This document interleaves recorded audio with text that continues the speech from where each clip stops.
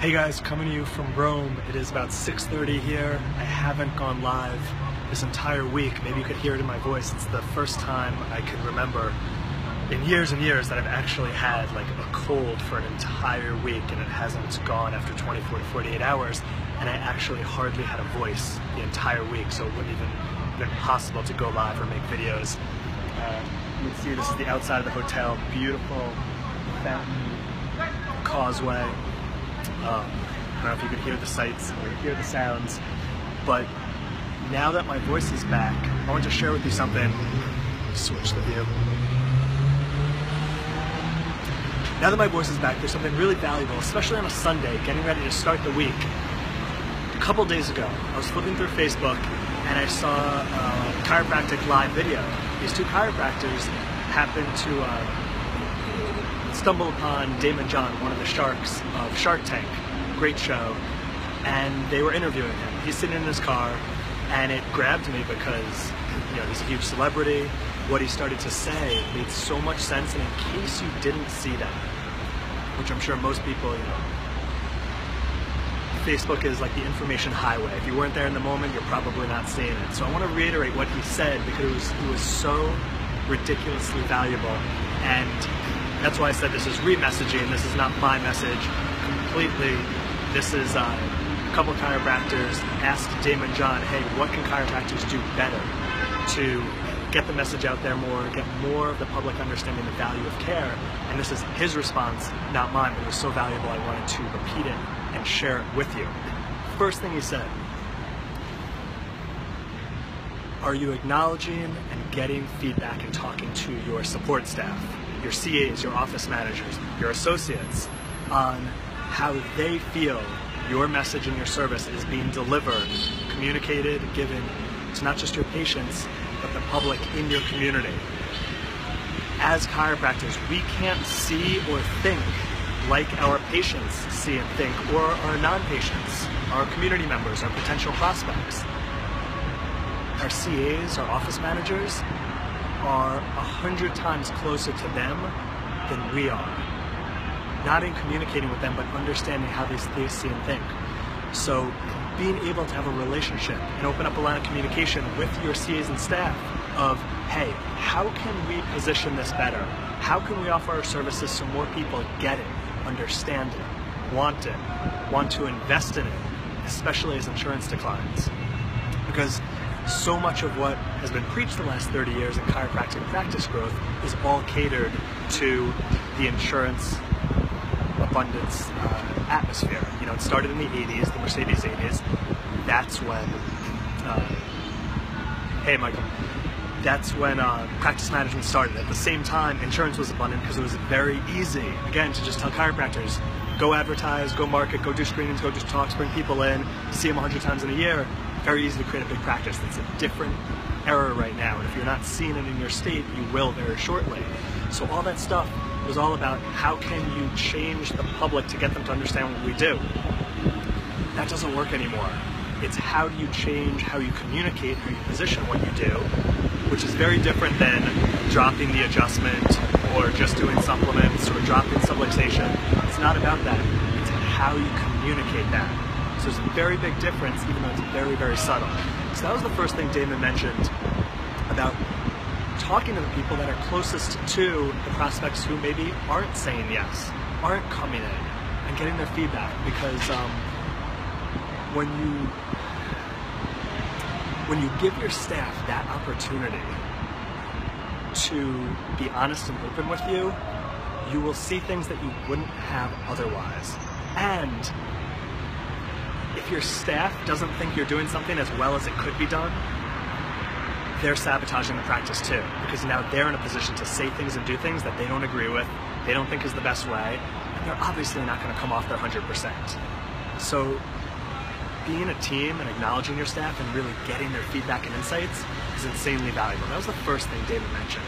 The second thing was even more valuable in a paradigm shift. And he says, look, at every great business adapts, and they grow and adapt based on what their market wants or their complaints and their concerns and their objections. So he gave the example of Heinz ketchup. You know, if you looked from 10 years ago through the history of Heinz, it was always the glass bottle. And it's a struggle for just about everyone, even the people that say hit it on the 57, to get the ketchup out of the bottle.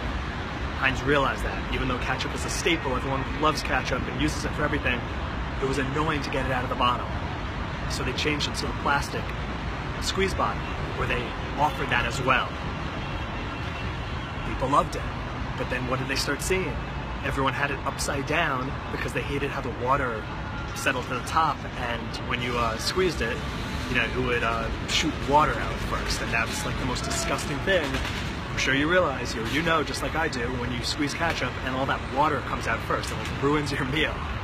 So what they do, they change the bottle to have it the top at the bottom, so there's no water accumulating. So bottom line is, they adapted to the complaints, the objections, the concerns of their market, and they kept getting better because of that. It wasn't just like, oh, everyone loved their product and they just kept doing these innovations and everyone loved it even more. They adapted because there was complaints and concerns and issues. So think about that going into your practice this week, and think about that with your staff meeting, open that communication. Like, what are our biggest objections? What are the biggest new patient concerns? What is all that other stuff that, instead of thinking, how do we get patients to finally understand after 120 years, 122 years of them not understanding, do you think the new website, do you think the new subluxation definition, do you think that is going to change 122 years of proven human psychology? No. So be real, like, look, that doesn't work. Which doesn't mean the subluxation understanding doesn't work. Which doesn't mean the adjustment doesn't work. Which doesn't mean whatever else you're offering doesn't work. That has nothing to do with this. It's just how it's communicated.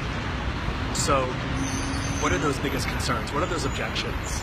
You know, if you're like most chiropractors and you're recommending more than 8 visits in a care plan, which I'm not saying there's anything wrong with that, that's completely normal and most people need more than 8 visits, but the public doesn't get that, because even their oncologists didn't recommend more than 8, whatever they do for cancer. Even their dentist didn't recommend more than 8. Even their pediatrician didn't recommend.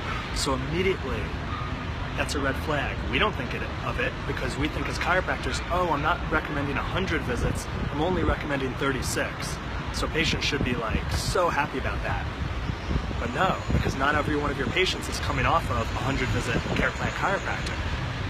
So I just mentioned that, I'm tossing that in the visit number because there's another way to recommend your care without overwhelming patients, because that's what's happening when you recommend anything over than 8. Red flags go off, they don't understand why, they want to speak to their husband, your subluxation degeneration chart is not changing their mind, and they get weirded out. But you can recommend the same exact care and just change some of your words, and it doesn't freak people out, and it makes sense to them. And they want to say yes, and they want to pay you, even if insurance doesn't reimburse when they hoped and thought it would. And when they have that great experience with you, they want to tell other people more than ever before about you. How you recommend their care, how you position your care, how you inspire them to what's possible when they get care, rather than avoiding the likelihood of what happens if they don't get care and how awful that will be and all that garbage. So, take those 2 things from Damon. Acknowledge and get feedback from your staff based on the patient's perspective, based on the prospect's perspective. And then, and part of that, bring up every new patient or prospect objection, concern, complaint, question, and how can you adapt based on that? That's the fundamentals. Again, it's not the shiny object that's here today and going to be gone next week. It's like, this is the fundamentals. If you're not doing this, don't expect to grow, not just organically, but naturally, without having like fly-by-night company guarantee, you know, overnight success. If you're not doing this, don't expect any of that to ever work. All right, I've said my piece. I'm gonna head out last day in Rome before taking a 7-day motorcycle trip throughout, I think middle of Italy. I really don't even know. But I will post the itinerary again. If you have any knowledge of the area and have any recommendations or feedback, I really, really appreciate that. I'm gonna do my best to do video compilation of hopefully beautiful scenery every day and share that with you.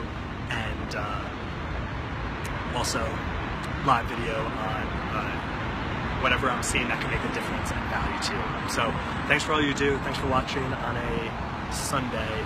Please take a piece of this, bring it into your practice tomorrow and this whole week, and watch the shift and watch the ideas that come to you when you act on it. Everyone will get something different because that's how life and business works, and that's especially how chiropractic works. So I appreciate you. I will see you guys soon. Be well.